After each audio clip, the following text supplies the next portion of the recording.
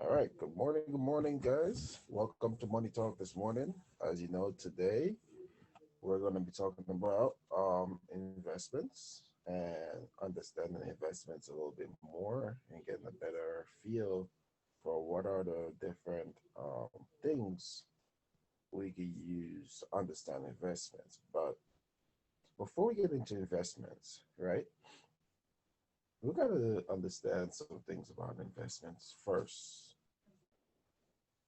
right? Because one of the things about investing our money, we got to learn a few things about investment first. You got to understand, number one, you got to know your risk tolerance. Okay. You got to know what is your risk tolerance before you invest your money. That's something that we're going to talk about. And number two, you got to know what is your risk tolerance, right? You got to know your risk tolerance and tax tolerance. That's number two, tax tolerance. Okay. What is your tax tolerance? Do you know your tax tolerance? Do you know how much in taxes, right? Do you want to pay when you get your investments back to you? You got to know these things. And if you don't know these things, it's important that you get some familiar and understand it. Because one of the things that we have learned and some of the things that we have to grow to understand is that a lot of people still don't know their risk tolerance and they don't know their tax tolerance. Because if they did, 85% of the population would not be saving in a taxable bracket, right? And it wouldn't only be 5% of the population saving in a tax advantage bracket. So these are the problems we have seen. These are the things that we have noticed. And because we notice it and because we see it, we know for a fact that we're definitely not winning the money game. We're not winning the money game. We're not putting ourselves in a position to truly win. So that way we could start walking away and saying, hey, we're truly in a better place. So what must we do? What must we do in order to truly win the money game and really put ourselves in a position where we could say, you know what? We're going to come out on top. We're going to come out on top of this because we're not on top right now. Some of us, when we invest in our money, we probably invest our things like I heard a lot of people say they invest their money in IRAs and SEP IRAs, right? Now, is there a lot of tax incentives of doing that? If you're self-employed, yeah, there's a lot of tax incentives, right? But the question is that the only thing that you're worrying about? Tax incentives, right? Is that the only deductions that you're looking at for the tax write-offs, right? Like as an employee, it doesn't benefit you. As a business owner, yeah, it gives you some write-offs. It does. But we gotta truly, and I mean truly, understand these things. So first, let's talk about the tax advantages, right? The tax advantages before we get into anything else, right? And the first thing I want to talk about is what are the three ways you're going to get taxed when you need it, right? What are the three ways? Your money gets taxed now, right? Which is taxable money. And then your money get taxed later, which is tax deferred money. And then your money get tax advantage, which means that the money in that tax bracket never get taxed when you need it. So it's not about the growth on money that really truly matters. It's not the growth, okay? It's not the growth on your money that truly matters, but it's truly, truly, truly. how you're going to be taxed when you need the money. And many of us never truly understand just a simple concept like that, right? People, we don't understand this thing, right? So we have to put ourselves in a position where we understand the tax tolerance, and we got to also understand our risk tolerance, okay? So now let's talk about that risk tolerance, right? What is that risk tolerance like? Well, we got to look at it and say, man, what is our risk tolerance? Are we an aggressive investor? You know what an aggressive investor is? This is someone that's willing to invest their money at 100%, right? They're 100% in the stock market. That's what it means to be an aggressive investor. You want to be 100% in the market, 100% in the market, right? So because you're 100% in the market, now when the market goes up and down, your money's getting affected 100%, right? Your money get affected 100% by the market's performance. Now, what if you say that, hey, you know what, Keon, I'm a conservative. I'm a very conservative investor. So all you're saying is that, hey, I'm willing to invest, you know, 35%.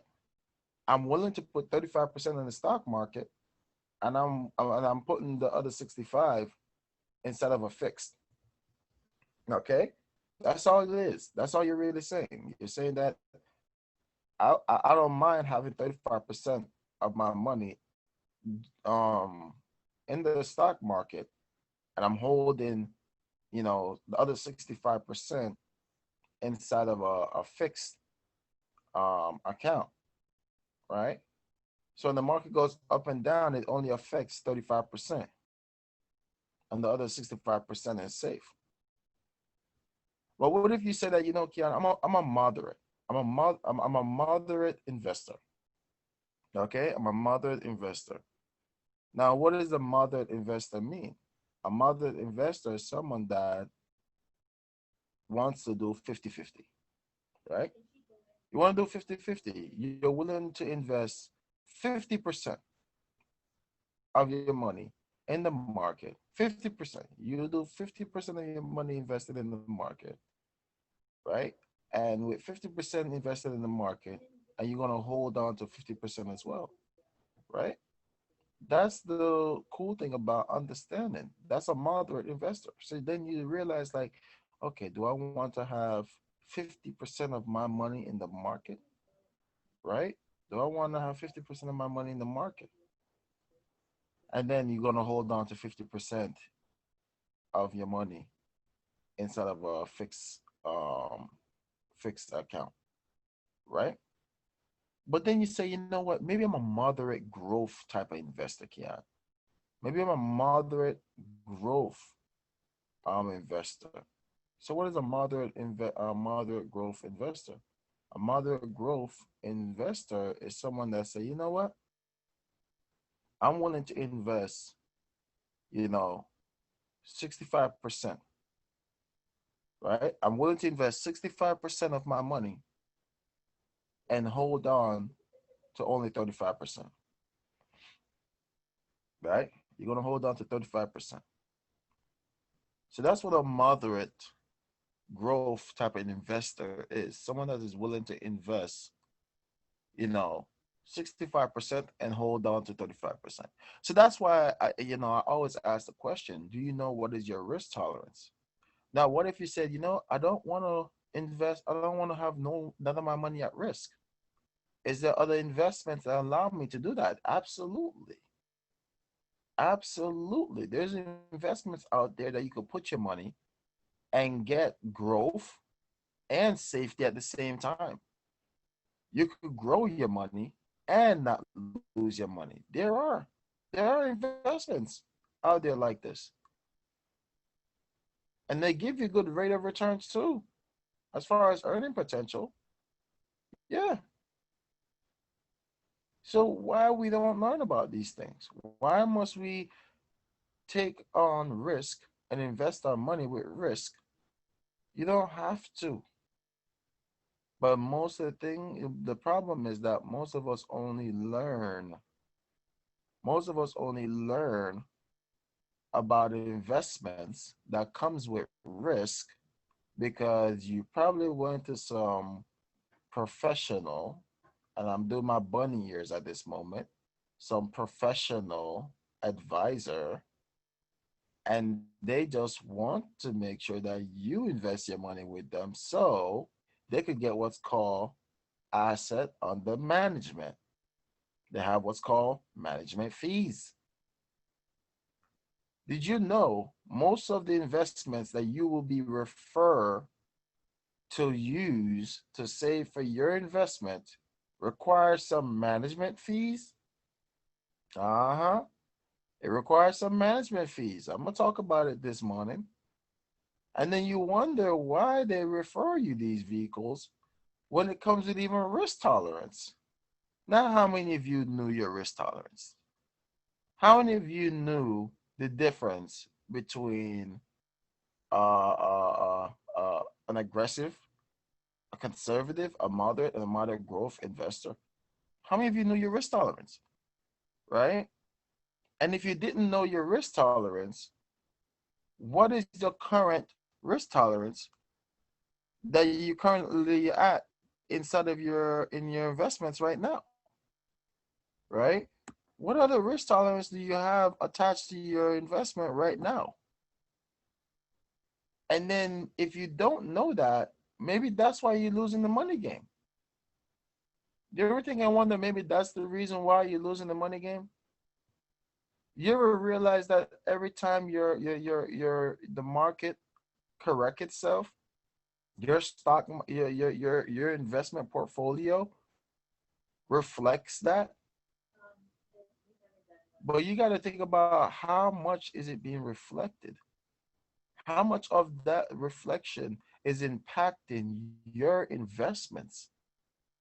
And if it's impacting it in a big way every time, that means that your probably risk tolerance is probably most likely an aggressive, or you're probably at a moderate growth.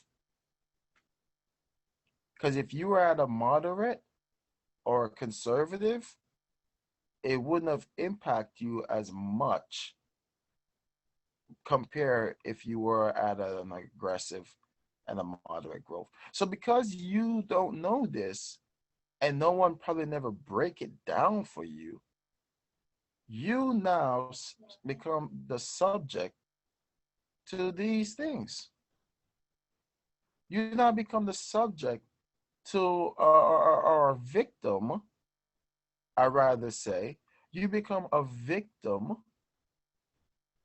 to the market, to the volatile of the fluctuation of our market's corrections every time. So every time the market take a dip and a dive and a climb and a low and a high, you see that in your portfolio. Why? Why do you see that? Because no one ever taught you your risk tolerance. But even if you were conservative, right? So here's the bad thing about being a conservative now. If you're the conservative investor, guess what? Your money's not going to grow as much. And if you are, because now you're not investing enough, your money's you don't have a lot of it in the market. So you do if you damn, and you damn if you don't, right? Isn't that crazy? But what if I tell you that you don't have to? You don't have to be that type of investor in order to make your money. You can invest your money into vehicles or use vehicles that give you a growth potential of up to 15% as an earning potential. There are places you could put your money, and if the market does well, you have a cap at 15%. And then if the market does bad, it gives you 0.75% positive. Yes, there are places you can put your money, and all of this is available to you. So this is where you gotta ask yourself, like, why no one didn't teach you about this, right? How come no one didn't teach you about this? Why no one didn't teach you about this simple, easy, clear, fast, and doable way to invest our money? But why is it? Why is it that 85% of the population is encouraged to participate in 401ks? Or better, let me even break it down more. Because this is where you're gonna see the deceptions that's going on with the manipulation. Why is it that 85% of the population is pushed to go into stocks, mutual funds, right? Money market funds. Why? Why 85% of the population is pushed to be in there? Why 85% of the population is pushed to be into uh, um, a CD? Huh? Why is that? You ever think about that? Why? Why is that? And then let's think about the let's think about all the taxes that you pay and how that money get taxed when you need it. Because every time it grows, you got to pay tax on it. And when you take money out, you got to pay tax on it, right? So why is that? Why 85% of us think that's the best place to put your money? And then you have the 10 percenters, right? Because you have 10% of the population that's doing something similar to that. 10% of the population thinks that it's good to save their money in their 401ks, 403bs, IRAs, SEP IRAs, annuities, and pensions. Yes, I hate to say it, but 10%. But if you look at it, in both of those brackets, this is where assets and management fees are attached to them at a high rate. So now here's the question I'm gonna ask you guys. Do you know what is the management fees that's attached to all of your portfolios that you participate in within that tax bracket? Do you know? Do you know what are they? And if you don't know, you better start knowing. You better start paying attention to this. I would highly encourage you to know what are what are your tax bracket? What are the management fees attached to that? Because you can't just keep putting money inside of these things and you didn't even care to know what is the tax bracket, the management fees I meant. What is the management fees? What are the management fees? Do you know what are the fees? Do you know your fee statements? What are the fee statements that's attached to your portfolio? I would highly advise you to know that. Ask for the prospectus of your portfolio. What is the prospectus of your portfolio? Why don't you know this? Why don't you know this? And then I highly advise you to go know it. Because if we don't know it, then we're not going to be in a position to really truly win the money game. We need to learn to win the money game. We got to understand how to win the money game. And it's not hard. It is not hard. It's actually quite simple. Because once you understand your risk tolerance and you truly understand your tax tolerance, then yes, you are on track to really have a great portfolio set up for you. But the question is, do you know? Because if you don't know, I'm telling you right now, guys, these two things before you start investing your money is something that you must know. And I encourage you to take the time to know your risk tolerance and your tax tolerance. And before you invest your money, these are the things you must ask the person. What are the risk tolerance associated with this portfolio? Now, what are the tax tolerance that's associated with this portfolio? What are the tax advantages?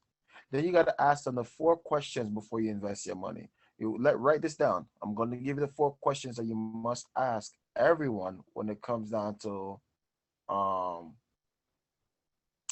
knowing, before you invest with them.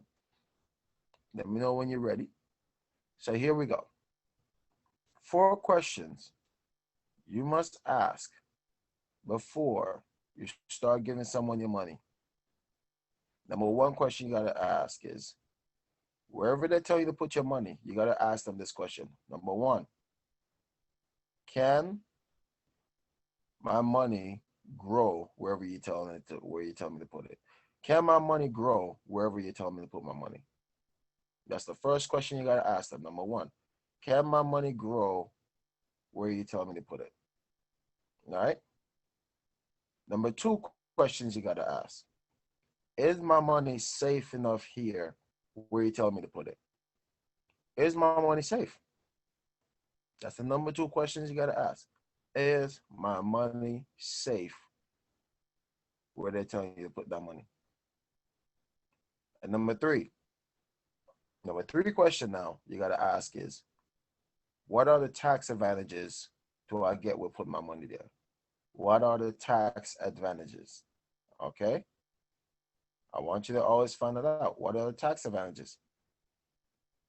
Okay. Because if they tell you that, oh, it's a taxable, okay, break down that, right? If it's a tax, you got to know what are the tax advantages. And then number four question you got to ask them is, what are the protections, right? What protections do I receive on my money here, right? What protection? You need to know these things. You have to. And if you don't know them, you really got to take the time to learn them.